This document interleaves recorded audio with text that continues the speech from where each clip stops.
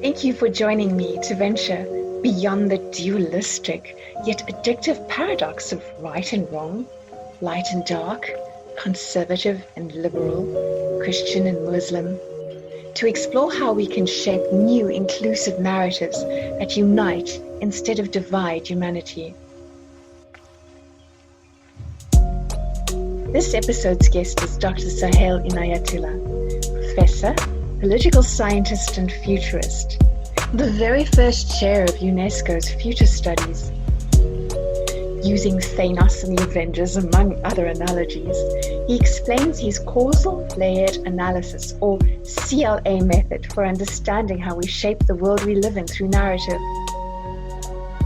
Futurist to futurist, together we set the tone for the guests that follow on this season of Beyond the Paradox. Sahel, to understand a little bit more about you and your archetypes. In your life story, who plays the young Sahel and who plays adult Sahel? I mean, we moved from Pakistan when I was 6 to New York and Indiana. Yeah. So my first worldview indoctrination came from American cartoons. And then it was American cowboy movies. So there was one character who really stood out, and he was Johnny Appleseed. And then I always never knew why I liked Johnny Appleseed so much. And I always remember reading about him, talking about him. It was only then 10 years ago I realized, oh my God, Johnny Appleseed went around the entire east coast of the U.S. planting apple seeds. And it really wasn't for him, but he was already thinking about the future. So when UNESCO approached me to do this UNESCO chair, they said, well, you need to have a narrative, right? Otherwise, it's just a boring application. So then immediately it came to me, I said, oh my God, my first phase in my futures work was planting seeds a la Johnny Appleseed. Phase 2 was nurturing the trees. So 5, 6 projects globally, Interpol, Pillars of Policing, Biosecurity, Jan Archer's executive training, Melbourne Business School. So some clients I would see over and over. That was phase 2. Phase 3 has been growing a forest of foresight. A forest of foresight. Yeah. That's profound. So it's not really choosing which is the best project, who's right, who's wrong. It's growing the entire forest. So then if I really answer your question, unconsciously, I was living Johnny Appleseed's life story. That's probably a better answer than if you gave me an actor. I mean, I could only think of cartoon characters. This is the challenge for us as futurists. We're either, in my view, we're ahead, we're different. So the people who would play us within today's terms. And all our work is saying, no, your terms of engagement are not the terms we want. So this is where we're off. So thus, I found my salvation in a way from sci-fi. Here are people who aren't here yet. They represent a different future.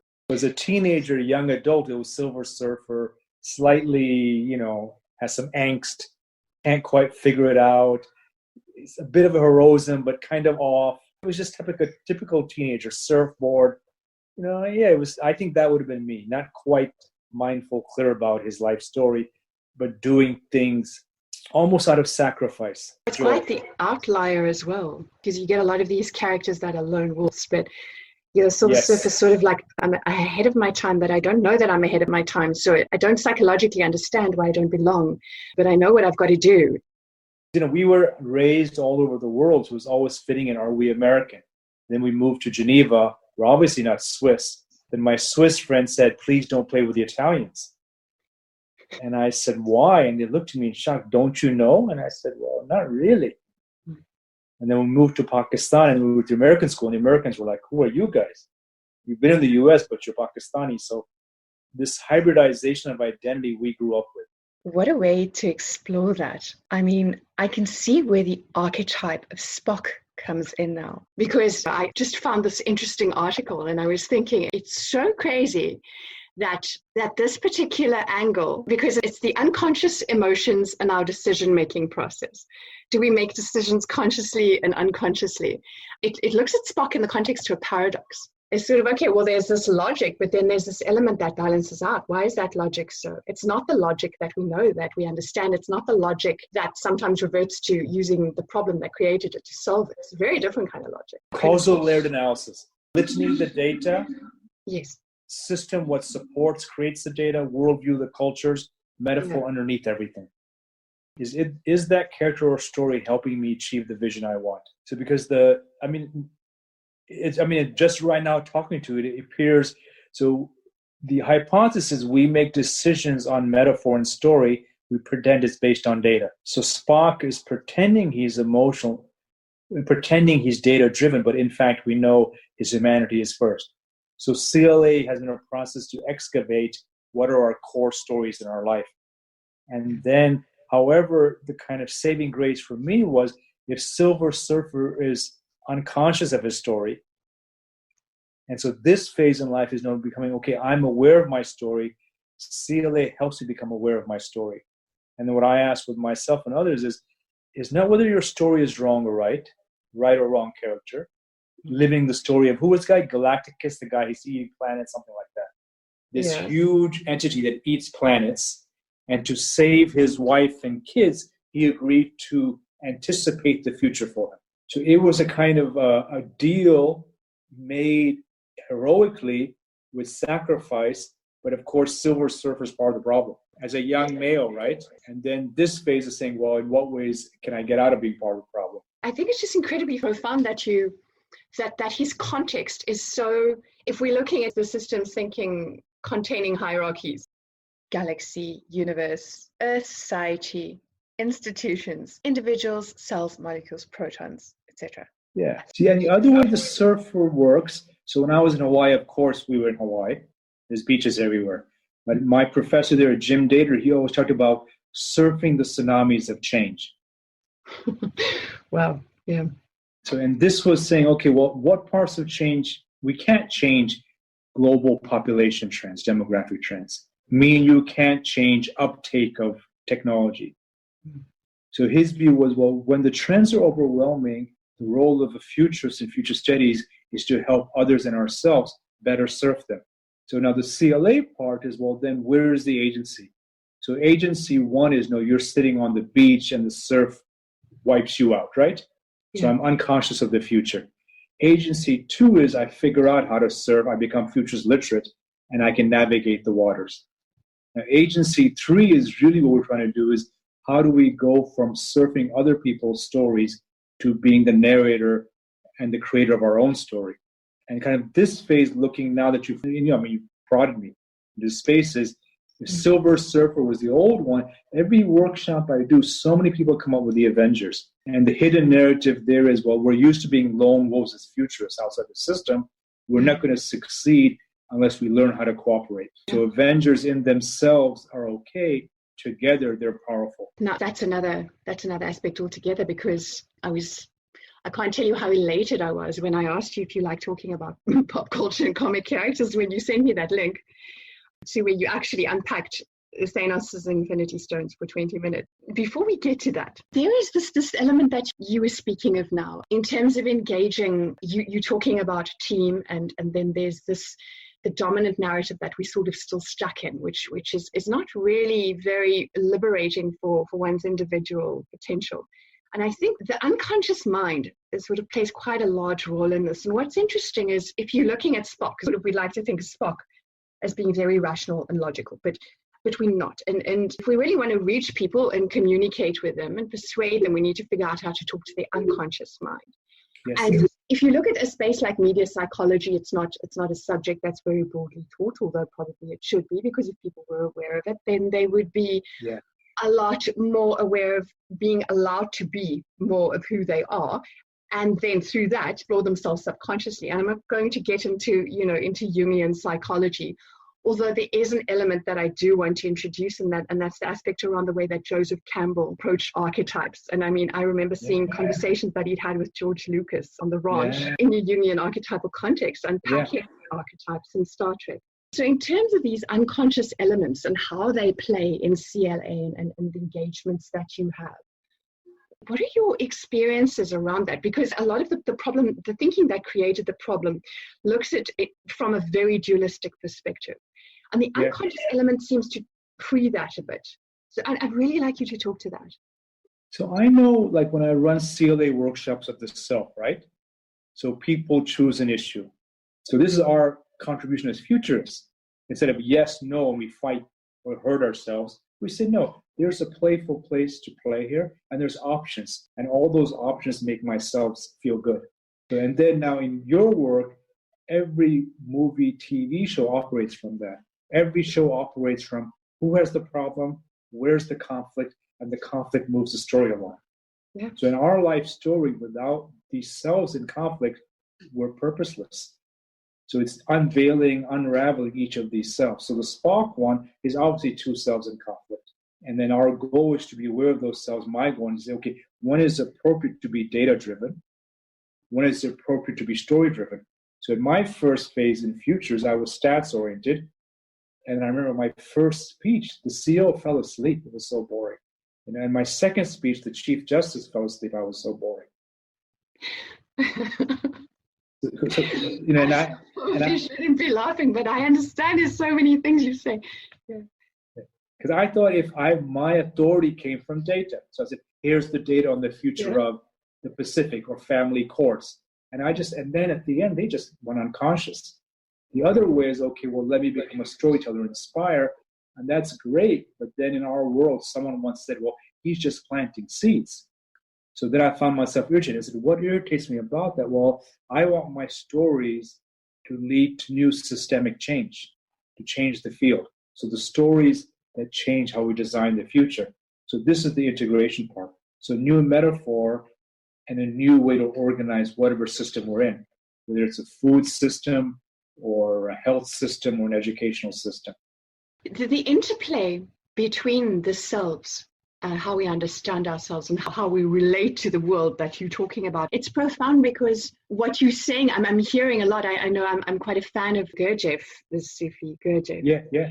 And he speaks of the many eyes, the conflicting eyes. Is the one moment this eye is angry, then there's the eye that's irritated, and then there's the eye that's hungry. And it's this fickle eyes, it's constant different eyes that are interplaying all the time.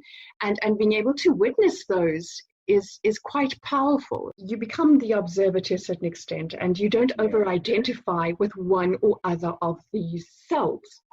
And it brings the ability to be a lot more present and a lot more open to understanding how to show up in that moment in a way that consumer culture doesn't necessarily cultivate our will to be able to show up in. And not only that, but also to gain a certain amount of control over how it is we're cultivating our emotional intelligence. And collectively doing that would be incredibly interesting because it's exactly the opposite world of the one I speak to Francesca Ferrando about in episode 6 on the topic of post-humanism. And it's the opposite of that capitalist surveillance space, that sort of almost singularity, dual conversation that happens. It doesn't happen beyond that paradox of the self. And there's another, aspect of interplay there that creates an entirely different way of seeing ourselves, which is what you're naturally coming from. Yeah, I mean, the thing I've noticed, back to the Avenger part. So I had one person, he took a course, and he was like the lone wolf. And I said, so what's your story? So he was very much the single hero. And as he went through this process, he said, no, actually, he wants to be the Avengers. So then his next step was coming to one of our Futures conferences and trying to make the connections in community. So this is, the limits of the lone wolf approach. So how do we keep ourselves within, multiplicity? So that I found was a powerful narrative. Now, the other part of this for me is within the work person I did my PhD on was P.R. Sarkar. And his argument was, we want to liberate the intellect. So his view was we start off with the self, the ego self, then there's a self of our family, then our religious self, then our humanistic self. But he said the goal is this Gaian self. And that is a great theory. Then I watch myself and others, great in theory, and then when someone elicits fear or anger with us, we go down the spectrum. It's rare to say, well, I'm upset at that person for her or his action. We go, well, he's up, she's up. And I don't, we choose a category that's generic, so we go down the energy stream. And so he was thinking, well, if you really want to create a different future, one is this mindfulness was talking about ourselves. And second is being in a humanistic place where we start to represent these different types of beings who are first planetary. And I think that's why, going back, when you said, which is the character, how many characters do I see who could play that space? I mean, clearly, South Africa's, Nelson Mandela, he could have gone down the energy scheme, but he went up, right? He went towards love and inclusion.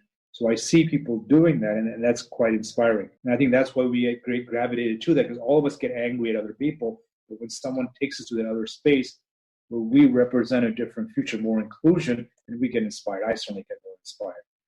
Yeah, those conversations that unite instead of divide, the narratives that unite instead of divide. Yeah.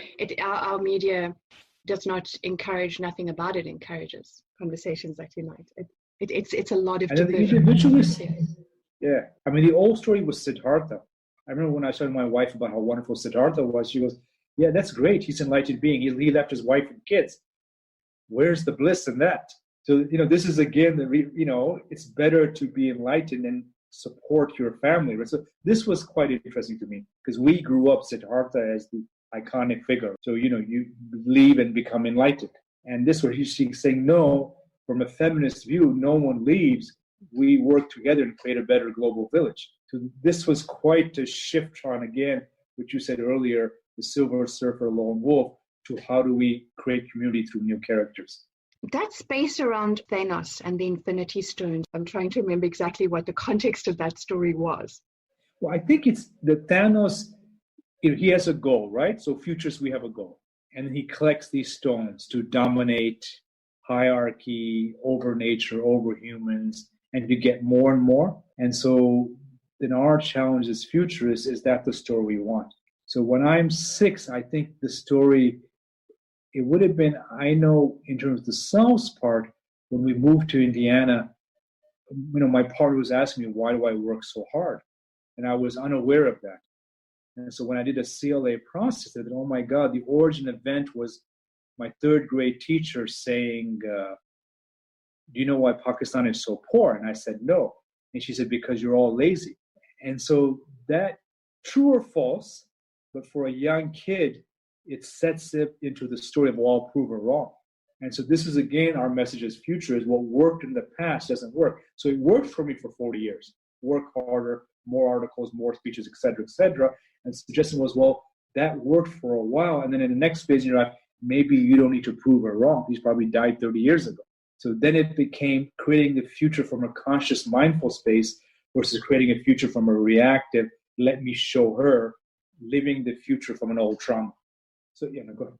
And I'm hearing more PR Sarkar there, and I'm thinking I haven't even asked you to explain who he is or the impact that he's had on your life or how young you were when you engaged with his teachings. I was in Malaysia in high school, and then I asked my father, what should I do? Everyone's leaving high school. I'm leaving high school. And so, of course, I felt anxious, right? Unknown future. I mean, I didn't know that's why. Now, looking back, anxiety, uncertainty about an unknown future. And so he said, do yoga. And so I went to Hawaii. There was someone teaching a meditation course. I enrolled and learned meditation. And then that was great. And someone said, well, here's the spiritual part, but we can't have the spiritual without the social. So what I got from Sarkar's work is do the inner work. 2, there's phases in history, and he had 4. The worker archetype, the warrior archetype, the intellectual archetype, which is priest and scientist, and then the capitalist archetype. Those are the 4 archetypes in history. He said, we can't create a new system unless we create a 5th archetype. The worker who can protect, who innovates through ideas, and who keeps the money rolling. Because intellectuals are great, but they don't own the economy.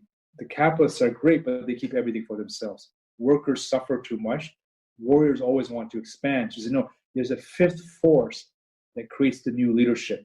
So there's a spiritual part, a leadership part, and of course, then his critique of the world system that, we need to create a new humanistic economy, etc.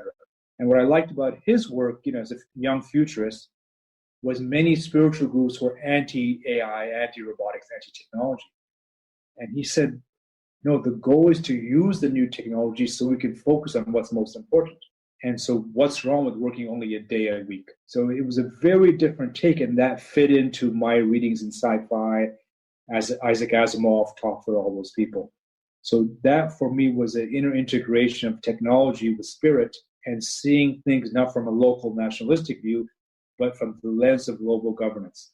Now, the tension, of course, there for all of us, and that's what we're trying to work on. There's a tension of this vision of global governance, humanism, spirituality, new technologies, which is fantastic, right? Versus the reality of geopolitics saying, no, it's about my race, my gender over everyone.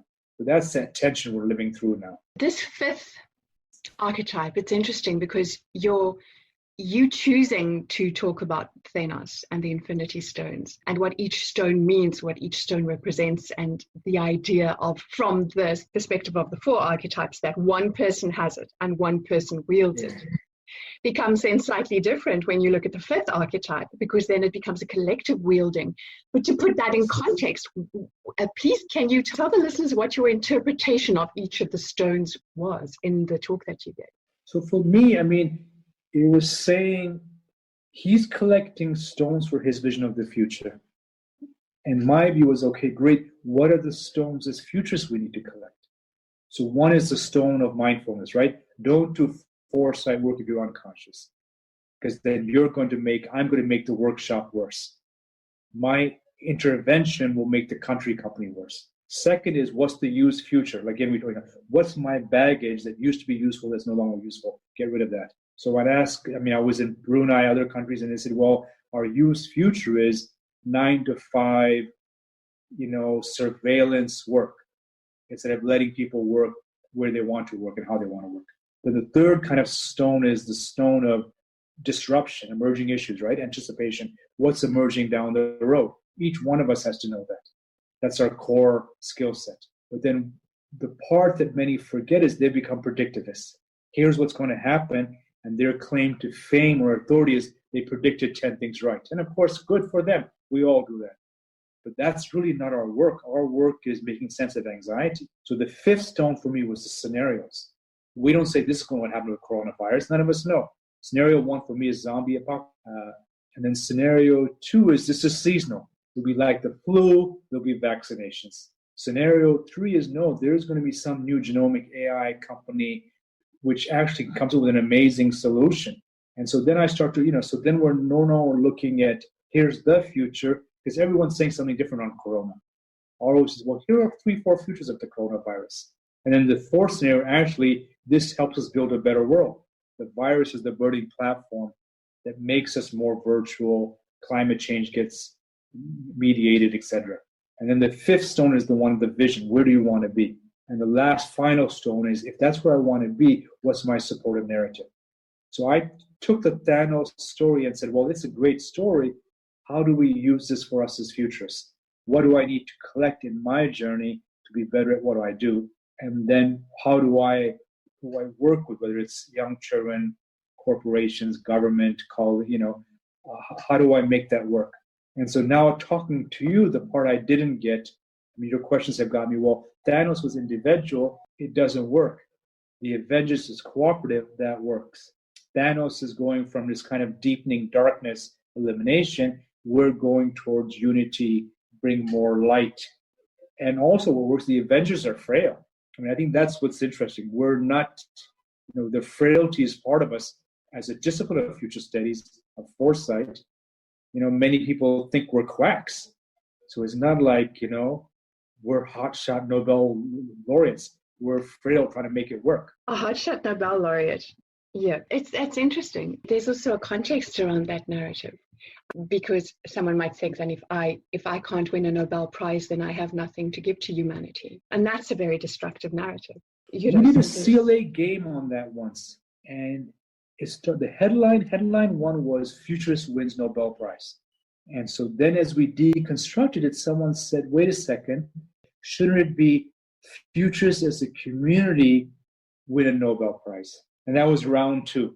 And then as we did round 3, it went from futurists invent new prize, which better represents sustainability and the dignity of future generations. So the CLA game took it from here's what we want. No, we do it. Let's transform. We've transformed it. Now let's really transform it. And the third headline, everyone supported. That was the new narrative. So CLA there is a process, unpacks and repacks. Thus, I'm Yeah, not sure which characters in movies do that. this is the thing that hasn't been explored yet. Those stories haven't been written yet because everything is still driven by the one eye and the over-identification of the eye. And there hasn't really been a movie or series written yet where the context goes, you have a character or protagonist or antagonist that realizes whether they're having a conversation with someone else and they say, oh, this I took over, and it was, I mean, heaven only knows how many different sci-fi contexts that could take place in, which would be very interesting. I mean, if we're looking at Altered Carbon, it's sometimes interesting to watch and go, yes, none of the people that are physically in these bodies were originally in these bodies. And that gives a completely different context to everything. So shifting the very fundamental core context of characters means that you have multiple antagonists and protagonists inside of just one being, very aware of the interplay between those, which then harks back to your fifth archetype, which is sort of the emergence of a multi-stakeholder governance. This is why in a world where we have a containing hierarchy, which should be the only hierarchy, are we having human hierarchies?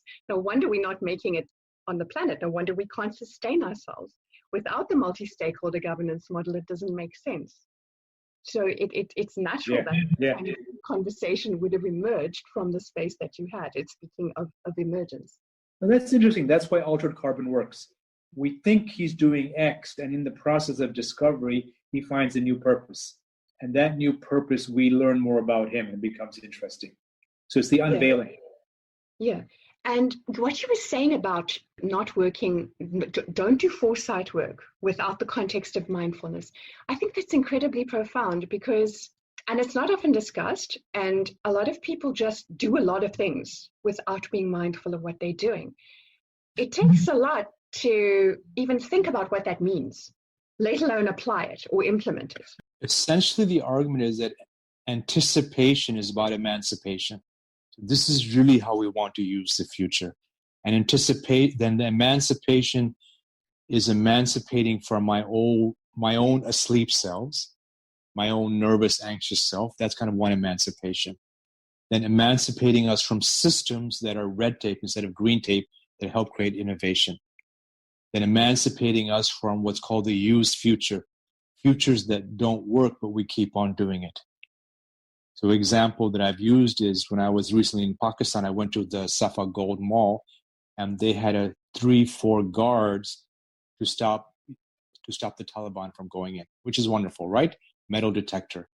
When I was there, I said, I want to share with you that the danger is now a virus, not someone with a bomb. You don't have a hand sanitizer or a temperature check. You're waiting for a bomb. So you're living in a used future. You have an imagined threat that's no longer the real threat we're about to face a month from now. So this is the emancipating us from what used to work but doesn't work. So there's a personal emancipation, systemic in terms of red tape to green tape, and then the used futures, creating futures that support us. Now, the other part of it is most people still live in the world as it is will be there forever. And we want to create an emancipatory framework of visioning. But in fact, one of the most important things to do is to get clear, here's my vision for the future. And that clarity is so important for organizations. And of course, we would agree for the planet itself. Where do we want to be in 50 years? So this is kind of where we want to take futures. Interesting that I ask you about mindfulness and how important it is to not do, you said not do foresight without the context of mindfulness, and then you explained that. Because the element of mindfulness then has more dimensions than just being mindful of the present and how the present reflects into the past and the understanding of the future. Brilliant. So the mindfulness, I'm mindful of the present, and I'm mindful about the anticipatory future emerging, and I'm consciously co-creating it.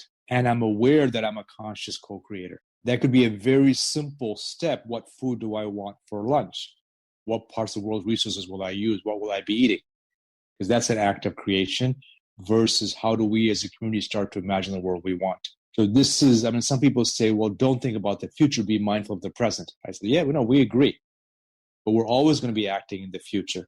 So I need to be mindful of the future I want. This is taking my presence and expanding it. Responsibly and mindfully. Yes, yeah, And even that better. brings, and that brings us back to the element of emotional intelligence and emotional awareness, and emotional maturity. I know when I'm in workshops, the part of myself that's unconscious ends up being reflected in the participants. So many times I'm presenting a workshop. I remember one time someone was really irritated, and because I saw him irritated, but because I was drawn to his irritation, I spent the next half hour on that. Now he needed attention, but then the other 25 people there, I didn't give them what they needed. Who do I want to serve? The 25 who want to work together to create a better future, or the one person who's scared to death? So now I've learned I need to honor their pain. Yes, I understand this is difficult. I get all that. Please hang out with it. I don't fight them anymore. So either I fight the old future or I co-create the new future. And the fighting part happens with me when I'm suddenly unconscious about what's going on in the room. I had a series of 25 biosecurity experts, and we were looking at the future of pandemics. I remember that meeting, it was going great for 2 days, and at the end, one of the core funders really got upset. And he started to basically yell and argue at me. And then I said, okay, that's interesting. Tell me your narrative. And he told me his story. I said, great. Within the terms of your story, everything you're saying is true. And then he looked at me. He goes, oh, okay. And then we moved to what we needed to do. And then later at the airport, he came up to me. He says, I wish to apologize to you. And I said, why? He said, part of me tried to sabotage you, and I want to apologize for that sabotage. Thank you for not letting me ruin the workshop for everyone. And I was like, what? I mean, I was like really quite in shock. I said, this person, he went to unconsciousness, saw what he was doing, and then later apologized. Now, there was a secondary trap. The other biosecurity experts wanted me to put him down because they felt he was a saboteur, but I didn't do that either. I said, within your narrative, what you're saying is true. The issue is, will it get us to where we wish to go? Done. I'm not always there, and I watch in moments where I lose my consciousness, I lose my awareness, and then it's always great to have someone say, by the way, that was great, but this is what just happened. Yeah, exactly. Because that's not very mindful, and that's not your intention, and that's why. Yeah. And that's where sort of the irritation, someone comes and they're irritated, and that's guaranteed probably going to be something that's sitting up here, because you're not going to recognize it unless it isn't very present in something that you need to process at that moment. And that's what I was saying about, I'd love to see within the next 50 years, I'd love to see new sci-fi series and movies written where you can actually see, and I'm not saying it even needs to be in that genre, but where you see new entertainment forms with a totally different narrative engagement between not only an individual and another individual, but between their inner eyes and the other person's inner eyes consciously. Beautiful. So there's a meta dialogue going on between both actors' multiple selves. Yes. Yeah. Sci-fi as a way to make a safe environment. So yes, maybe that's why I unconsciously said sci-fi initially. I mean, but I'm not saying that some rom-com won't be quite interesting with a complex. Yeah, I mean, rom-com you can see, right, where someone pretends to have a fight. They haven't seen that person yet, and they 1 hour have a mental fight with them, and they show up. I've been fighting with you for an hour. That's exactly funny, but we want this to be about alternative futures. That's where the surveillance capitalist scenario would completely lose a lot of its merit, because it capitalizes on people getting angry with each other and reacting to them. Yeah. So the metaphor would be, now going further here, it would be a scene where a robot and a yogi are in dialogue. Right? Yes. So, yeah, well, the case for posthumanism could not be stronger. Something like that. So that would be kind of a spiritual approach with a robotic approach, and then you kind of see what emerges. And then either the robot starts to meditate, or the yogi becomes more productive and efficient. And you're using a parallel. You're using the parallel that Fritjof Capra used in the Tao of physics between Eastern mysticism and modern physics. Yeah. I mean, we're, in all our work, we're searching for integration. So people leave more conscious about the world they wish to be in. they leave more conscious about their many selves, and they leave and able to create the future they want. And that Eastern mysticism in modern physics, I remembered a story about the physicist Niels Bohr. Niels Bohr has on his family coat of arms the yin-yang symbol on the Bohr family coat of arms because of the profound realizations and understandings he had visiting the East and how they awoke the role that he played in modern physics. And that's ancient Eastern mysticism. No, I mean, I think, and the phase now, if you use yin yang, COVID-19 becomes at the myth level a symbol of what's not in balance, right? So if we go at the myth level, here's Gaia saying, this has gone too far. How are you treating animals? This has gone too far. Why do you have these wet markets? This has gone too far. What are you ingesting? Now, at the scientific level, it's very clear. Zoonosis emerges when you don't have buffer zones, right? But at the mythological level, it's yin yang and Gaia saying, no, you've pushed beyond appropriate boundaries. And so then there's an unfortunate rebalancing. And so then seeing this pandemic is not the end of all pandemics, but as a signal to say, you folks have 10, 20 years to figure this out. As a story, that becomes the global story. This next 10, 20 years, it's going back into a type of yin-yang balance. And that's 10, 20 years that we didn't necessarily have to be in, which you explained in a recent article that you wrote on the Black Swan. And just for context on the Black Swan, it is a book that Nicholas Taleb wrote where he speaks of something that no one sees coming. And your argument is just a lot of people are immediately automatically reverting to saying COVID's a black swan, but in effect, it has been something that we have known on many levels is going to come for a long time. And there should be no surprise that it's arrived. Yeah, I mean, since SARS, every workshop that I've done with the biosecurity gang, at the end of every workshop, they say there's a pandemic coming. I've been hit on the head with them for 18 years on my head. So it's every workshop. And they always say, we know this is coming. We know likely where it's going to be. Now, the implications, that's hard to predict. So I prefer Graham Malter's work. He says, look at the seeds of change. If you can find the seed, you can likely start to anticipate which way it's going to go. And so the Black Swan is, well, we couldn't see the seeds of change. I said, no, I'm really sorry. In this case, the seeds of change have been there all along. Every health ecologist has been saying this for at least 18 years in terms of my work in this area. So with Peter Black, we argued this is not a black swan. Now this should tell us, well, the part that this is giving us a chance to do is, well, we need global health surveillance anticipatory systems. So this doesn't happen again. And these systems need to have some teeth. Now the teeth part becomes, when I asked my colleague in Shanghai, I said, well, what happened here? He said, look, we have bounty hunters who make money off selling these type of products. So then if we outlaw it and there's still a cultural demand for that type of products, we're in trouble. And also we have to give incentives to bounty hunters. Look, selling these type of exotic animals, we know it helps you individually, but this is now a collective discussion. It's a planetary health.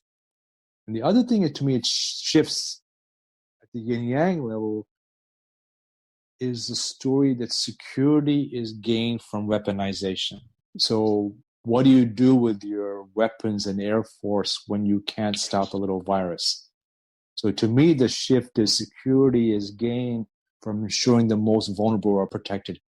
So it's shifting from the classical masculine energy to no, I will protect all the children and make everyone safe, then we're all protected. So this is quite a profound narrative shift. And the thing we don't know is this only going to be for 2 years, the narrative shift, then we go back to bombing people. Or do we, in the way you were talking about it, are we mindful as a planetary culture that we need to reinforce this shift? And that's the part we can't predict. But our role, I think, as futures is to say, look, folks, here's an event. How do we maximize the opportunity and make sure we move to a Gaian political economy? Yeah, it exposes it questions the actual need for the excessive investment that goes into the military-industrial complex as a business. Big time. And its relevance. Yeah. And people, come out of this, a lot of people come out of this going, I'm going to ask different questions. I'm going to push back. And it's not just me as an individual, you as an individual.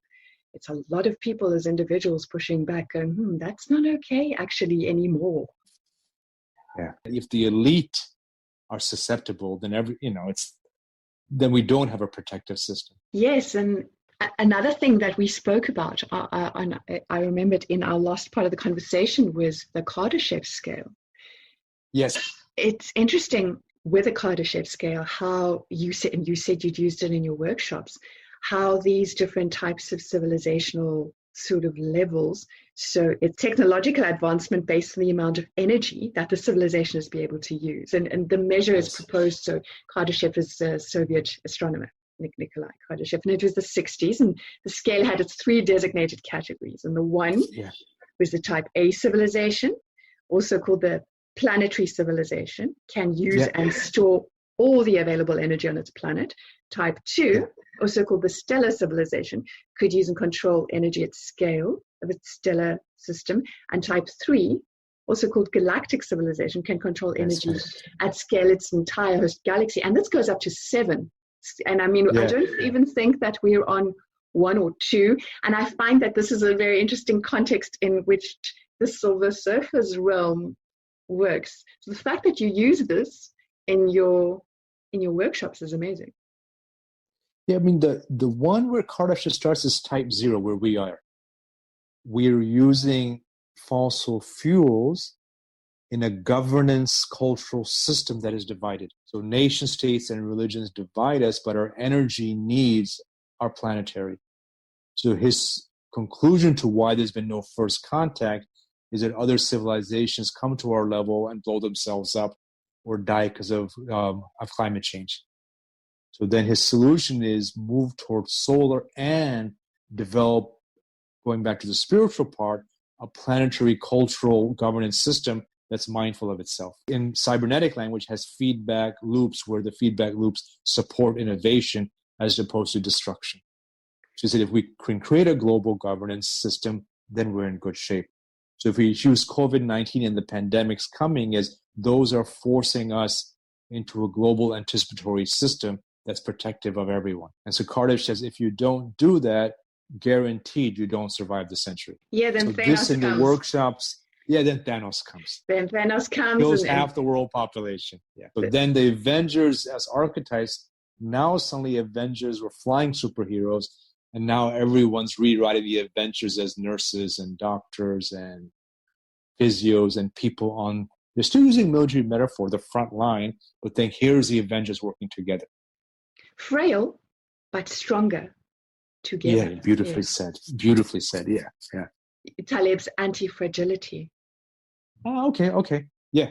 So fragile system, resilient strength system. Yeah. So with workshops, in terms of your example, people come in for forecasting, leave with emancipation. And so in terms of the way you've set it up, we need both. Like I know we have one course at Melbourne Business School. We used to call it creating a path to the new organization, and not many people signed up. We changed it to futures thinking and strategy development, and everyone signed up. And we said, why? They said, we want to do futures thinking, this Kardashev Scale stuff, scenarios, visioning, but the CEO will pay for strategy development. So this is saying, well, we accept both.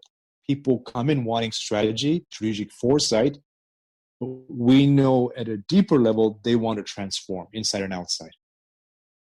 So they come in door 1 thinking this, they leave in a different door, and they're thrilled about it. But we would be stupid to think we can call a course transformative force that anyone would sign up. At this stage in the world history, not that many, they'll sign up for strategy because that optimizes profits, optimizes success. And then we go to the process of rethinking what's success. So this is really using the future in a wise, transformative way. Which is really, where what I enjoy most when I'm doing foresight work. People themselves change and I change in the process. This is powerful because to me, and this is something, you can't ignore if you're looking at systems that run and run and run, there's nothing that interferes with them or stops and has the people who effectively come because they want that change. They're only coming for the strategy because that's what their corporate context suggests that they need to do. Yeah. And the strategy is usually something that it's a nice to have, but implementing it in a system that requires the entire structure, which is still stuck in an industrial context, to shift is that's very different. And this reminds me, in parallel to the biomatrix, which speaks of something that looks at entropy, and then a concept called telentropy. So if entropy is external material degradation, telentropy is the management of internal degradation itself. Oh, it's brilliant. So you're watching it at both levels. In what ways am I losing energy? What ways is the system losing energy? And how do I recover energy? Exactly. And then obviously the obvious realization to that is, if I manage my internal degradation of self and I do nurturing of how it is that I perceive and understand the world, externally as within, so without. I know what we do in most of my courses. On the second day after lunch, I ask people if they want to nap. And, you have 20 senior executives in the room. They say, excuse me?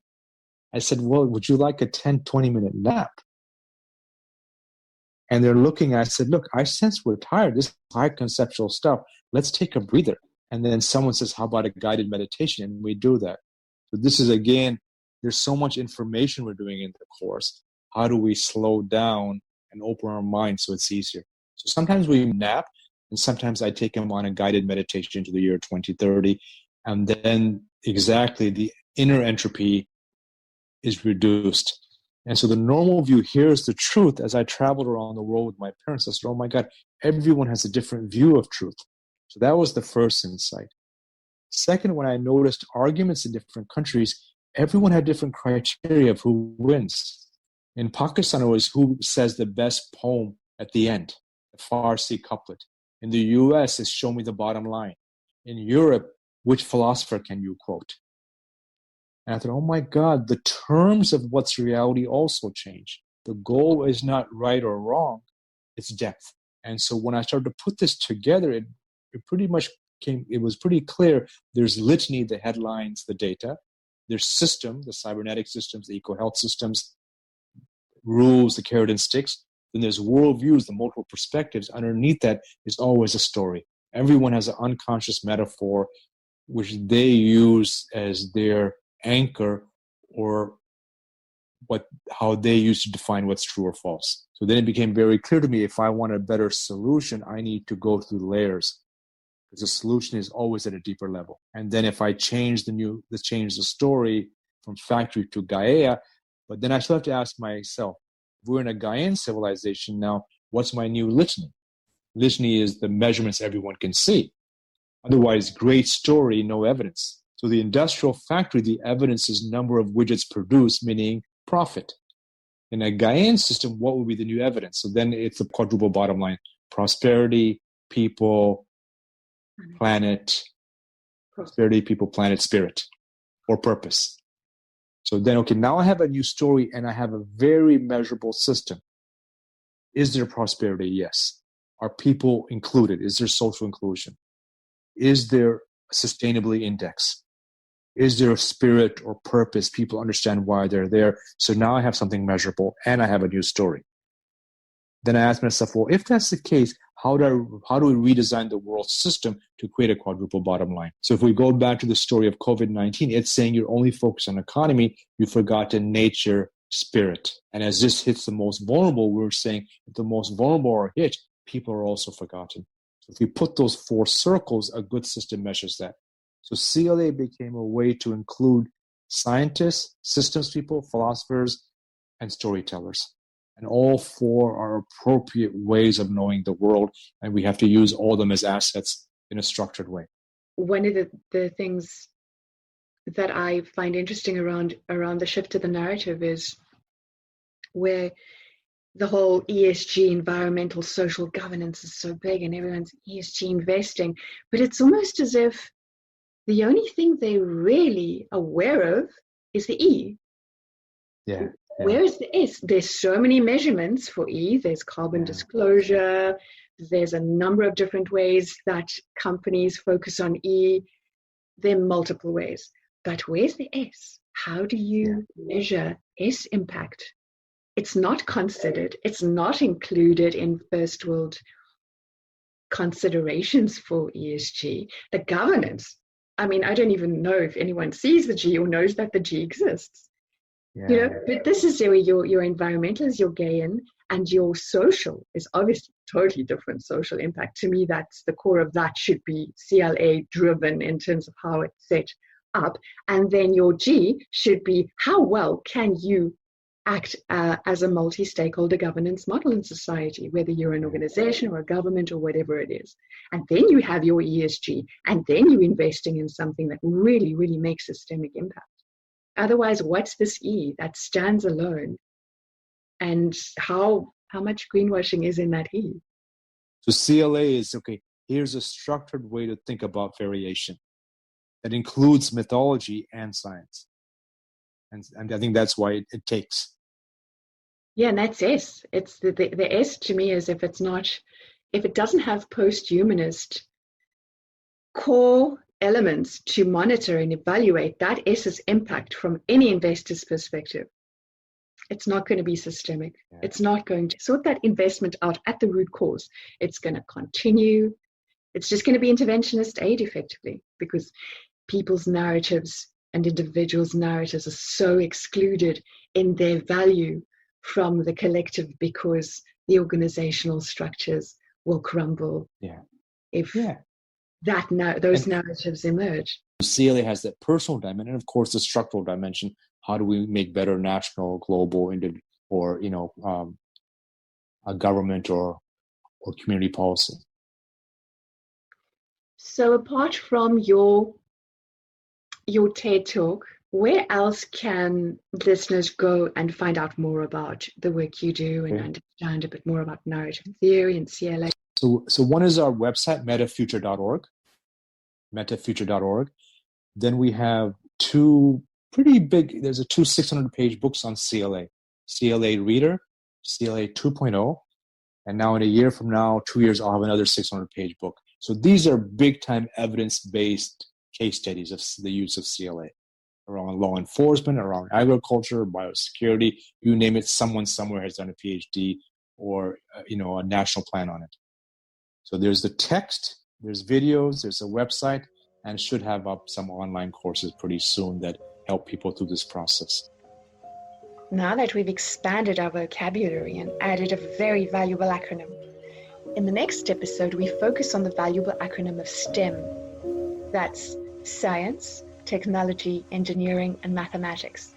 I chat to Nisha McRae, social entrepreneur, MIT grad, and founder of Pajika, an NGO focused on teaching STEM to youth. Picking up where I leave off with Sohail, we explore the historic legacy of impacts relating to the ongoing missing focus of the S in ESG, since this seems to be an acronym up for grabs in terms of how we collectively shape its meaning. Nisha helps to shed light on opportunities and challenges relating to the future we choose based on this knowledge. Thank you for listening. This is Shani Crandall.